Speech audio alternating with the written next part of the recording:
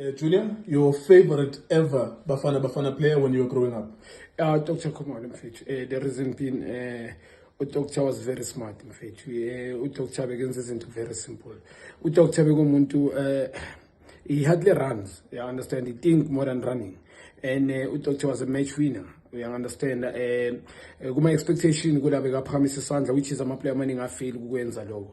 And I love him to the way Begatalanga corner. Every time when he's there on the field, you could see every time he touched the ball. I understand which is something is and in terms of separating everyone, and one of the best for me, yeah, for team level and also Bafana as well. Second favorite?